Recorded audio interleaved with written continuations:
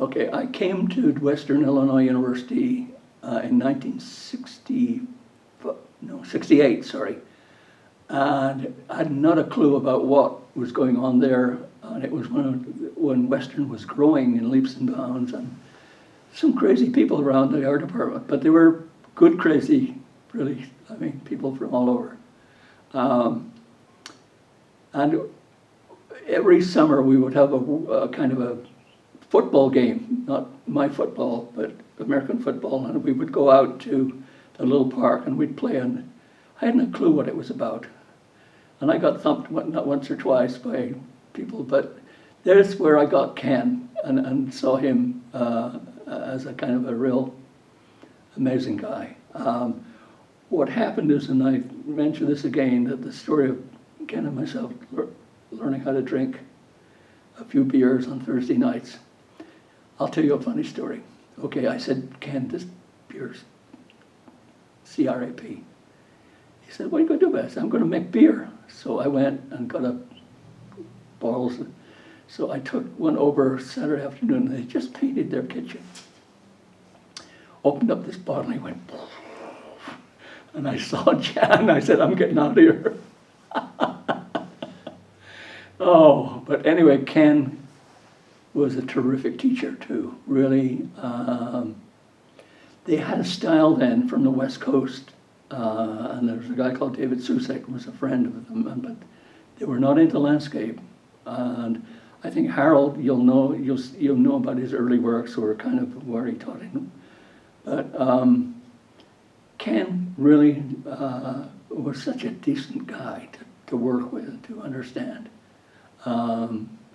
Then, of course, Harold, we had Harold as a show, and he got a place in the gallery. He had about a foot of seed in our 40 by 40 foot, and it was like you could smell it from all over the place. And I thought, holy mackerel. Anyway, what happened was that I got to know Harold, and Harold at that time was painting structures in the landscape, you know, the things rather than, and I'd been painting landscapes for the basic of my life. It was part of what I did as a kid, and I lived in landscape, little village, little town, little. But Harold really became, Harold became the inspiration for all of us in the way that he took over and made landscape into a different language, particularly the flatscapes. I mean, they are just wonderful. They're full of joy. I mean, I don't mind dark and gloomy landscapes with a little bit of sunshine coming in, but Harold made it poetry. Harold made it like a way that we can understand the fruits of nature in our own personal kind of psychic kind of thing. And I was a little apprehensive at first. I mean, here's this guy, he's an amazing guy because he is not only got an MFA, but he's got a PhD. And he's super smart, and dare I say, my wife had a undergraduate with philosophy, and she and he got on better than he and me, because they were on the same wavelength about talking about ideas and so forth. I'm going to stop you. Okay. Now it is. Okay, my name is Fred Jones. I was born in World War II in a little village in Wales called Llanymynech, right on the border between England and Wales, half in England, half in Wales. We had a lot of people there, including German prisoners of war and American soldiers who came to our little pub and celebrated Thursday nights. But growing up in World War II, it was kind of hard, partly because there were 5 kids in our family and we were short of food, but the Americans would bring Spam. And my dad did not like American cheese. He would throw it away instead of eating it.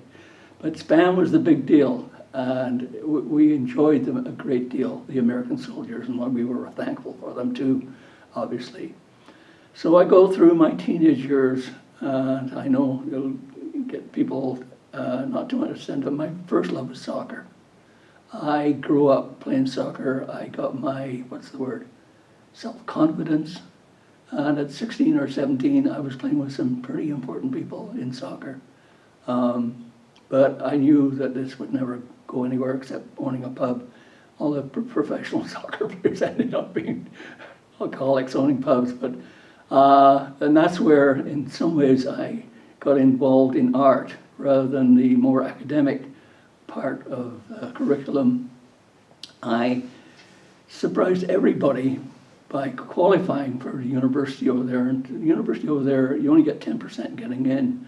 It surprised me, it surprised everybody else that I did that, but art was my journey into the next part. And so I went to Cardiff College of Art, and looking back, compared with what I got at Madison, University of Wisconsin, it was, I shouldn't say this, but half. It wasn't good. Those people did not know how to teach. You did it all on your own, basically. Anyway, I got into teaching, taught in a high school in northern England. There it was a tough steel town, but we had no problems with discipline. Oh my God, no. And because my landlady said, oh, Fred Jones played for West Bromwich Albion, which was a professional team. The kids just said, can I carry a case, sir? Is there anything you need today, sir? They got the art side of it, but the respect that I got because I was an athlete and a good one kind of thing. Anyway, what happened is that I thought, and this is not going to be the rest of my life in this school, so I applied to America. Somebody gave me the idea that there might be places in America where I could study, and I ended up in Pittsburgh, University of Pittsburgh, and that's where I met the lady of my life. I did not like the United States when I first came here. The culture was different, just all kinds of different changes. And actually, not to make a long story short, but they were supposed to give me money in the first semester, and they didn't until the second semester. So basically, I was sleeping on park benches. And I went to the dean, and I said, look, I can't handle this anymore. So anyway, they got me a place to stay, and I survived. So from Pitt, we went back to, we got married in England after, and we ended up in Chester College of Art, which is a really good art school. And there I learned how to teach. I mean, you had to teach there. Otherwise, the chair or the head of department would get on you. And he was a nasty kind of guy if he wanted to be. So I learned really how to teach there, particularly the basic courses, drawing and basic design fundamentals. And then, of course, we came back to America.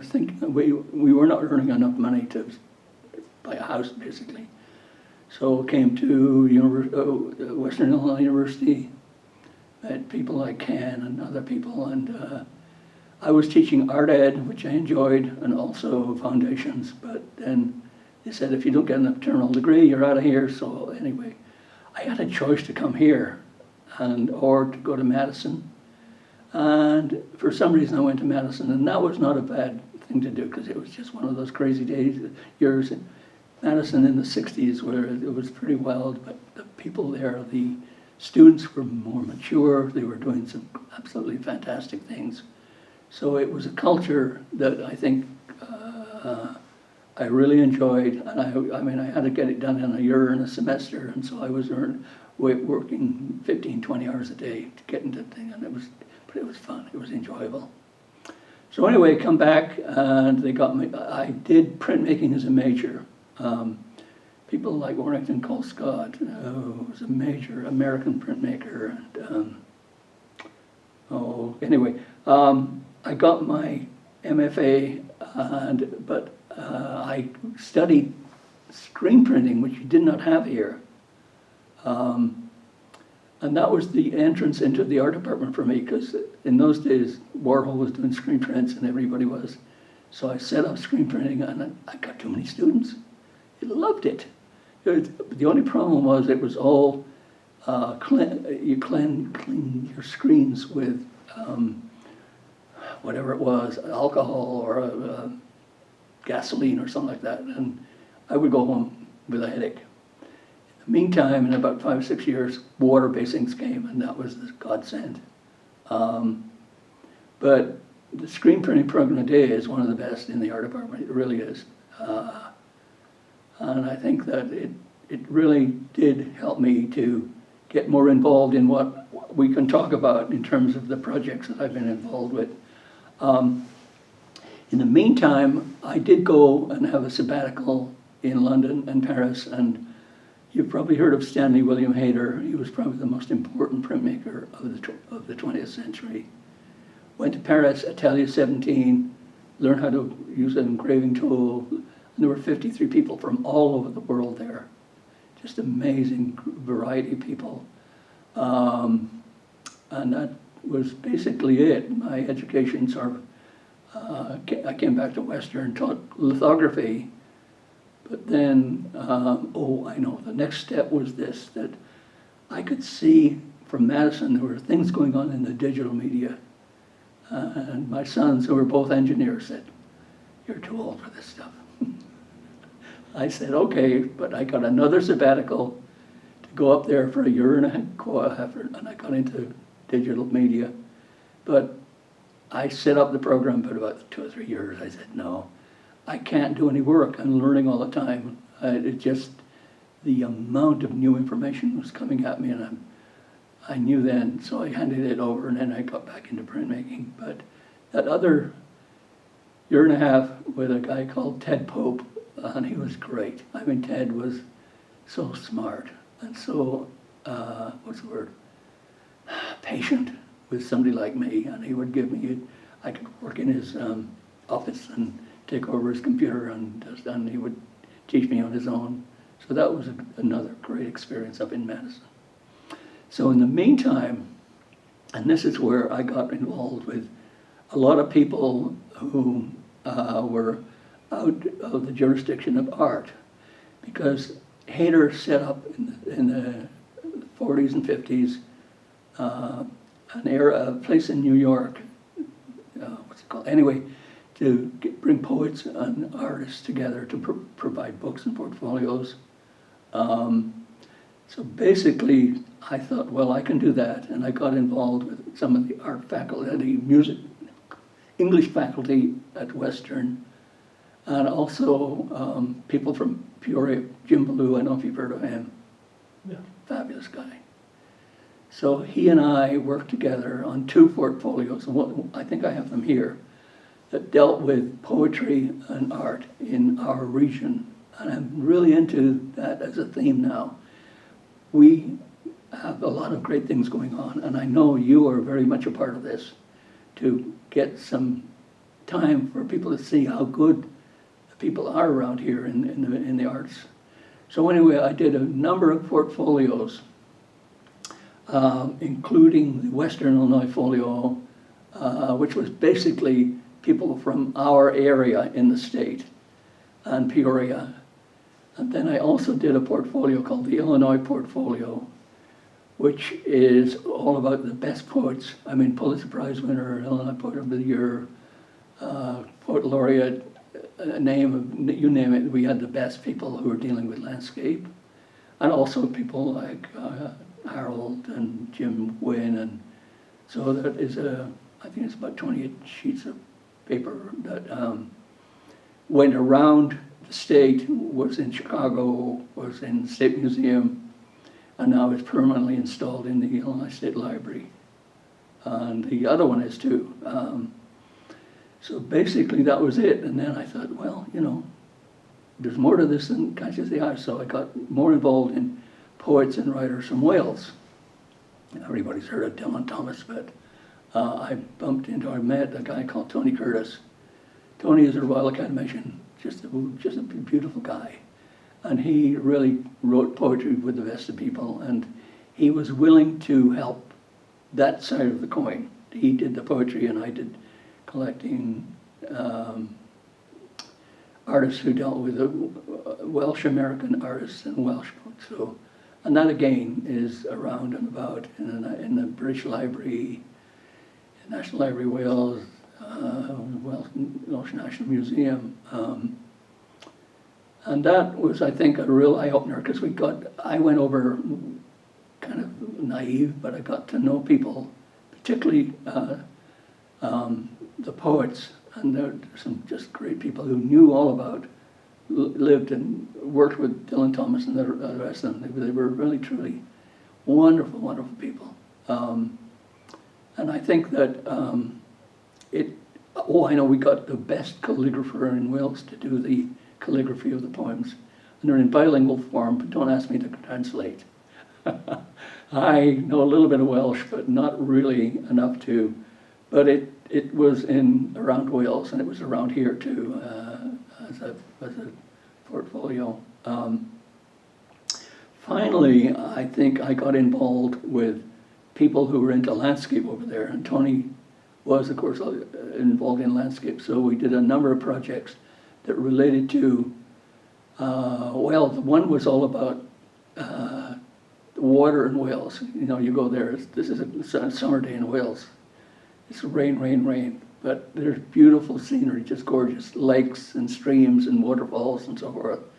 And so Tony wrote the poems, and a friend of his wrote more poems in Welsh, and you know, I don't know, this sounds kind of stupid, but he would not translate them. So I said, you know what's going to happen over here? Nobody's going to know what your poet's about. It didn't matter. He's so Welsh, you know. And I did another project that involved going to Wales 5 or 6 times to paint the different regions in watercolors, and I global positioned them.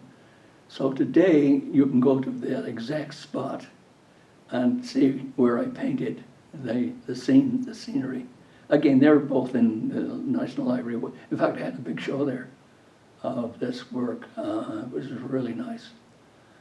Anyway, I'm getting now into saving the planet. I feel in the Renaissance, people truly got involved in religion, and hopefully not crazy, but certainly there was a spirit there that I think helped people through a lot of misery and problems. And I feel now the artist has a room to play in trying to explain the beauty and the sublimity of our landscape. And you know, you think, well, Wales is just a pretty, beautiful, beautiful country, but I am stunned by the Midwest landscape. You get up in the morning, you see the sunrise, you go in, and the sunrise, the atmosphere, the space. There's so much there to talk about and to paint and draw and write about. I feel like we need to appreciate more. And certainly, I'd like to get young kids involved in painting and drawing and having workshops.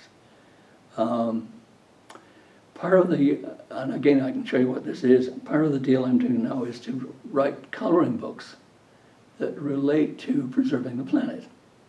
The monarch butterfly is an amazing story of survival from the West Coast to the Midwest or to Northern, and then they go back again. And I have a coloring book for 8 or 9-year-olds. Do you have kids? Yeah, they're grown. Oh, sorry. No. And then I got another coloring book that relates to Noah's Ark. You know, I'm conceiving as Noah's Ark, not as an ark, but as the planet is an ark, akin to Noah. So I'm looking at endangered species in the way that they can overcome what we put on them in terms of. And the final one is, oh, I missed a project out. I really enjoy looking at pigs. Nutty, crazy, but I did a portfolio of how pigs save the planet. A book. I haven't got it here, but it's one of the best things I've ever done. So basically what I did was I composed different kinds of pigs that were Monty Pythonish, that if we go too far over this genetic engineering, we'll get some really, really weird things. So anyway, I might have a little copy of some of those images that you can look at. Anyway, I truly want to get out and about and get the work around if possible. And I think there's another 10 good years to get things together. I am truly interested in dealing with people. I know there are a lot of people who just cannot handle religion and the way that people are so, what's the word? I don't know what the word is for it, but I do feel like religion has a big part to play. And I don't care whether you're Muslim or whether you are, Catholic or Episcopalian or whatever. There is a deep sincerity there, I hope, that relates to we save the planet kind of thing. So, and that is something that I've talked to Marlene about and other people about. If I get a show here, we can pull some people in from the churches, or they can come, or we can go to their churches and they can get the pastors to give a lecture, a presentation on, the gift of the planet kind of thing. I want to be inclusive. And I should say one more thing. I don't know if I've shown you my book or journal on nature and the sublime. Did I show you that? No, I didn't. No. And I have a copy here, and actually you can have one. I got out of making books and portfolios, but into the book that I feel like, how do we appreciate this? And it's about a 45-page book on the way that people have seen landscape, quotations, poetry, paintings, whatever. And it would be a kind of almost like a area on the wall, or the book would be a kind of, the gallery would be like a book that you walk into, a large book, and you would go from page to page to page to page, and you'd end up with, whatever. But I'll show you that stuff. Nice. So anyway, sorry. No, we're good. You mean he was the teacher, by the way? Yeah, he taught while he painted. I mean, it was like we were in Watercolor USA together and other shows. And of course, he truly became, I don't know, the equivalent of landscape in Europe. I mean, people who really painted landscape, the 19th century English artists, Constable and Turner were the cream of the crop kind of thing. But Harold has got an American status on that level because and as we mentioned, he not only painted, he taught. And you respected him because he had such a wide knowledge of art and philosophy and so forth and so on. I'll tell you a story. He was tough. You probably know he was tough as hell. Okay. We went to Italy with him, and he fell down this little ravine. I asked Harold, just before we went over the style, Harold, let me carry your easel. No. And then, so then I could help him out, and then we walk him to the hospital.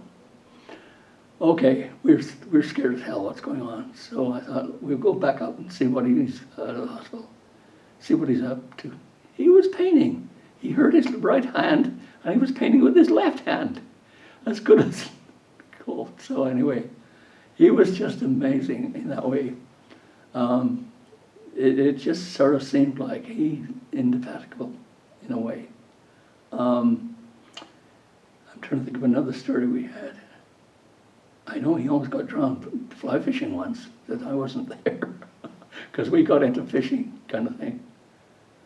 Oh my, there was another tough story of him being. So actually, the piece about Italy is great because I have him talking about it, I have Marlene talking about it, and I have you talking about it, which is perfect. Okay. Yeah. I'm trying to think of the other one where. Oh, I know. As you probably know, I played a lot of soccer, so I've got pretty good legs on me. And my son Gareth, Nancy could not come; she had some kind of problem with health. But we went with them and we were looking up, I think it was Ben Nevis or something, and right halfway up there's this huge rock stone, and it's the old man of somebody other, and I said, let's go with Gareth. So we went, and we got up there, and I looked down, I looked around, there was Harold. It's like he got teenage legs on him. I couldn't believe that he did what we did, because I mean, I was in pretty good shape in those days. Mhm. Just amazing. Fun. Yeah. That's great.